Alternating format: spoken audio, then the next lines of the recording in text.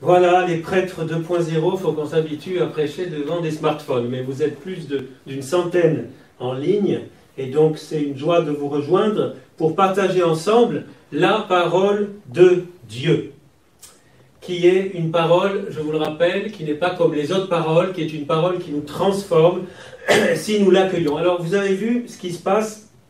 Attendez, je vais chercher ma Bible. J'aime bien avoir la Bible avec moi là. Peut-être que certains aussi à la maison pouvaient prendre votre Bible. Et si vous allez donc vers le chapitre 22, si je ne me trompe pas, de Saint Matthieu, eh bien vous voyez que les pharisiens veulent faire mieux que les sadducéens. Vous irez voir juste avant, les sadducéens ont voulu clouer le bec de Jésus. Pardonnez l'expression, ils ont voulu le coincer. Et alors, ils n'y sont pas arrivés. Alors les pharisiens, c'est deux, entre parenthèses, pour ceux qui ne savent pas, c'est les deux grands courants du judaïsme à l'époque de Jésus. Aujourd'hui, le courant principal, les sadducéens n'existent plus, c'est le courant des pharisiens, qui a pris une notion négative dans notre vocabulaire à cause de certains reproches que fait Jésus à certains pharisiens. Mais un pharisien, un bon pharisien, c'est un juif qui vit bien donc sa religion juive, donc c'est pas forcément négatif. Donc il y avait deux grands courants. Les sadducéens, vous vous souvenez, ne croyaient pas en la résurrection des morts. C'est là ils ont voulu coincer Jésus, ils n'y sont pas arrivés. Alors les pharisiens, ils veulent faire mieux. Et vous allez voir qu'ils n'y arrivent pas non plus, d'ailleurs. Pour coincer Jésus, c'est difficile. Et grâce à leurs questions,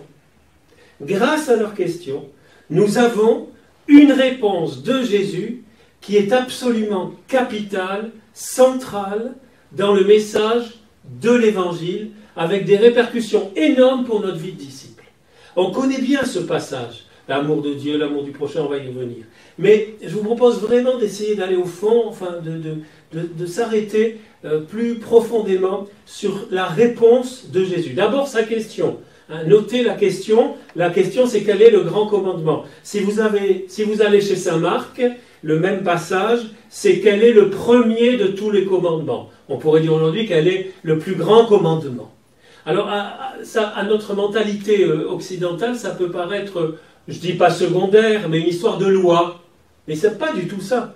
Dans la Bible, le commandement, un mitzvah, mitzvot au pluriel, c'est les paroles de Dieu qui indiquent la direction pour rester sur le bon chemin et arriver à la vie, et si possible à la vie éternelle. C'est-à-dire que savoir, en gros, quand il demande quel est le plus grand commandement, eh bien, ça veut dire quel est le meilleur chemin pour réaliser sa vie à fond, vivre à fond notre vocation sur cette terre et jusqu'au ciel. Donc, ce n'est pas une petite question. Ce n'est pas une question légaliste, attention. Ce n'est pas une question de technique, de loi, etc., etc. Ça, c'est très, très important de comprendre ça. Donc, c'est essentiel. Savoir quel est le plus grand des commandements, c'est peut-être la question qu'on ne voit pas sur les réseaux sociaux en général, ni dans la une des journaux. Et pourtant, cette question c'est beau parce qu'ils ont voulu piéger Jésus, mais à travers cette question piège, eh bien, on a cette fameuse réponse. Alors, la réponse de Jésus nous propulse au cœur du mystère chrétien. Écoutez les amis, je ne sais pas si c'est le traitement contre la fièvre ou la fièvre qui m'a fait avoir des idées ce matin en me réveillant et en pensant à cet évangile qu'on connaît. C'est le problème de ces passages qu'on connaît tellement bien qu'on pense tout, voilà, qu'on les lit. Et là, il m'est venu une chose que sûrement vous avez déjà vue, mais que je n'avais jamais vue aussi fort. Donc, qu'est-ce que fait Jésus? Jésus répond en disant « Aimez Dieu de tout son cœur, de toute son âme et de tout son esprit, et aimer son prochain comme soi-même. » Le second commandement qui lui est semblable. Regardez bien. Et le second lui est semblable. C'est-à-dire que Jésus va unir deux commandements qu'on trouve déjà dans l'Ancien Testament. Ce n'est pas lui qui les invente. C'est Deutéronome 6 plus Lévitique 19. Souvent, on croit que le Lévitique, c'est un livre pas intéressant. Mais là, ce verset, ce deuxième commandement qui lui est semblable, vient du livre du Lévitique, chapitre 19. Donc, Deutéronome 6, c'est le fameux chemin Israël. Écoute Israël, le Seigneur ton Dieu, etc. Le Seigneur est un. Et puis, tu aimeras, etc. Bon. Et Lévitique 19, tu aimeras ton prochain comme toi-même. Entre parenthèses, chez Saint Luc, c'est là que la question va être, et qui est mon prochain? Et on va avoir la parabole du bon samaritain qu'on a commentée il n'y a pas longtemps. Il y a 2 dimanches, si je ne me trompe pas, 2 ou 3. Donc, Jésus va unir 2 passages. Donc la nouveauté, c'est cette union, c'est cette conjonction, et ce que Dieu a uni, l'homme ne peut pas le séparer, entre l'amour de Dieu et l'amour du prochain. Et qu'est-ce que va ajouter Jésus? C'est la fin du passage. Je vous traduis littéralement parce que c'est encore plus beau. À ces 2 commandements, toute la loi est suspendue. Et les prophètes. C'est la traduction littérale du grec, la version originale. À ces 2 commandements, toute la loi est suspendue et les prophètes. Vous voyez, comme conséquence, souvent on dit, est-ce qu'on croit en Dieu, on ne croit pas en Dieu, on aimer Dieu, ne pas aimer Dieu, c'est la question. Mais là, c'est beaucoup plus. C'est-à-dire qu'avec la venue de Dieu dans la chair, c'est ce qu'on appelle l'incarnation, le Fils de Dieu qui se fait homme, il y a une jonction qui se fait entre Dieu et l'homme qui ne peut plus être séparée. Et c'est Dieu, du coup, Dieu se faisant homme, en chaque homme, il y a une double empreinte. Déjà avant Jésus, il y avait l'empreinte de Dieu dans chaque homme, parce que Dieu est le créateur de l'homme et de la femme, bien sûr. Donc, en tout homme, en toute femme, il y a l'empreinte du Créateur. Nous sommes les enfants de Dieu. Mais avec la venue de Dieu dans la chair, avec Dieu qui se fait homme, il y a comme un renforcement de cette empreinte, parce qu'à partir de ce moment-là, eh bien, il y a comme Jésus dans chaque homme, d'une certaine façon. Ce qui fait dire à Jésus, 3 chapitres plus loin, Matthieu 25, ce que vous avez fait à l'un de ces plus petits de mes frères, c'est à moi que vous l'avez fait. Voyez que cette conjonction, cette union des 2 commandements d'un seul, a des répercussions énormes. Et on est vraiment là au cœur du message de l'incarnation, Dieu qui se fait homme pour nous sauver, c'est l'incarnation rédemptrice, et qui nous invite, c'est le bon samaritain après, qui nous invite à rentrer dans ce mouvement de salut en voyant Dieu en chacun de nos frères, dans notre prochain. Voilà, donc vous voyez déjà avant Jésus, avant la venue de Jésus, il y avait des paroles très fortes sur la compassion à avoir envers l'immigré. Vous avez écouté la première lecture, l'Exode, hein, l'immigré, le pauvre, la veuve, l'orphelin, le manteau à restituer si tu l'as pris en gage, etc. C'est très très concret. Mais avec Jésus, cette demande expresse du Seigneur de le voir dans chaque homme, dans chaque femme, quel qu'il soit, devient encore plus forte et enracinée dans le mystère même de l'incarnation, dans le mystère même chrétien. Ouais. Alors, je vous fais peut-être un peu trop de théologie ce matin, je ne sais pas, mais c'est finalement assez facile, non seulement à comprendre, c'est plus facile à comprendre qu'à vivre. C'est là le problème. C'est de passer à la vie, de passer à l'action, de passer à la pratique, de passer à « et toi aussi fais de même ». Ça, c'est chez Saint Luc, la finale du bon samaritain. Alors, voyez les amis, comme conclusion et comme conséquence, si nous creusons cette dimension, je vous donne des pistes, après vous pouvez continuer à méditer, à rouvrir votre Bible au chapitre 22, allez voir ce que dit Jésus, allez voir les passages parallèles chez Marc, chez Luc, c'est très très intéressant, et vous dire après, vous posez la question, me posez la question, mais Pierre, qu'est-ce que toi, comment tu vis ça dans ta vie quotidienne, le double commandement. Alors, aimer Dieu de tout son cœur, par-dessus tout, c'est-à-dire prendre les moyens pour cela, prière, parole de Dieu, formation, on vous en propose en ligne, hein, mais si on ne peut pas toujours se réunir en ce moment, on prend d'autres moyens, mais ne pas se laisser aller, faire tout pour cultiver, approfondir notre relation en Jésus, prendre du temps tous les jours avec lui, etc., etc.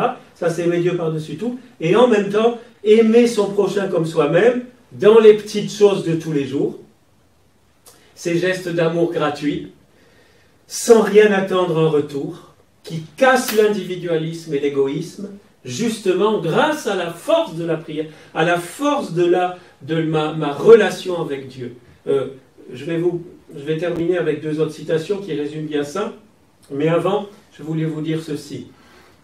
Vous avez appris que le pape François vient de sortir une encyclique, la 3e, Fratelli Tutti, tous frères. Eh bien, plutôt que d'écouter ce que les médias disent du pape, que ce soit favorable ou défavorable, allez directement le lire. Parce que ce que je viens de vous dire là, les lectures d'aujourd'hui, nous font comprendre. C'est vraiment la clé de lecture pour lire Fratelli Tutti, et non pas le lire d'une façon simplement humaine et horizontale.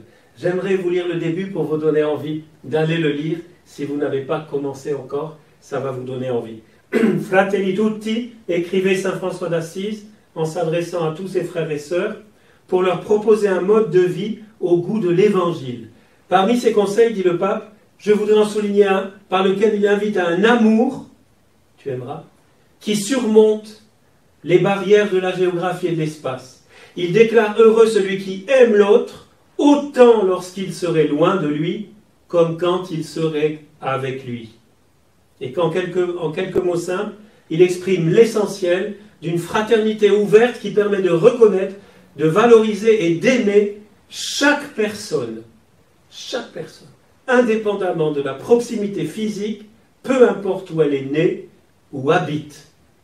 Ce saint de l'amour fraternel, c'est-à-dire saint François, de la simplicité et de la joie, qui m'a inspiré l'écriture dans l'encyclique Laudato Si, cyclique précédente, me pousse cette fois-ci, dit le pape, à consacrer la présente nouvelle encyclique à la fraternité et à l'amitié sociale.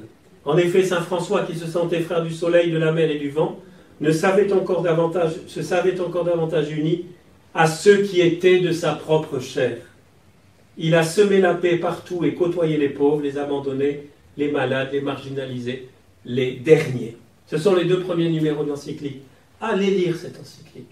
Allez la lire parce qu'on a besoin, si vous voulez, on a besoin de ces antidotes. On est tellement... on parle beaucoup du virus qui peut-être flotte dans l'air, on espère que non. Hein, bon. Mais il y a l'air ambiant, il y a tous ces virus pires que la Covid-19, de cet égoïsme, de cet individualisme et tant d'autres virus. Et il nous faut des antidotes. Et les antidotes, c'est la parole de Dieu qui est répercutée par... qui est comme... pas éclairée, qui donne au pape, qui donne au magistère de l'Église d'entrer vraiment dans cette parole de Dieu à travers ces encycliques, par exemple. Et puis, pour conclure, si vous n'êtes pas convaincu, mais je sais que vous l'êtes, sinon vous ne seriez plus là derrière votre écran déjà, eh bien, si ce passage, ce double commandement ne suffisait pas, nous avons en écho chez saint Jean, dans sa première lettre, 2 versets que vous connaissez bien, que je vous cite pour conclure. Celui qui n'aime pas son frère qu'il voit, comment peut-il aimer Dieu qu'il ne voit pas? Vous voyez, c'est dans les 2 sens. Nous aimons Dieu, nous puisons la force pour aimer le frère très concrètement, et en aimant concrètement, eh bien notre relation à Dieu s'approfondit. C'est ce que vivait Mère Teresa, par exemple, qui ne sentait pas Dieu. Bon, elle était enracinée en Dieu, hein, toute sa vie religieuse, mais quand elle sentait plus Dieu, eh bien elle retrouvait Dieu dans le pauvre, et ça la renvoyait à Dieu.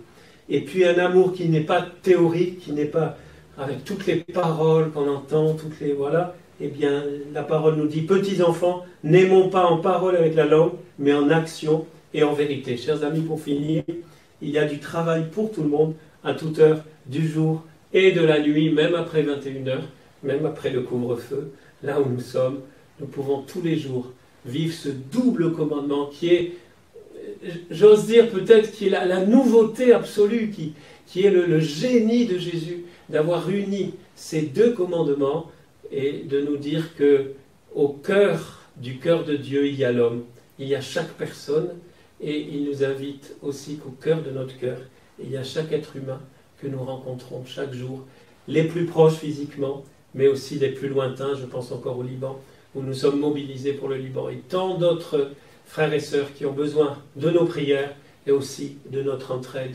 très concrète. Au nom du Père et du Fils et du Saint-Esprit. Amen.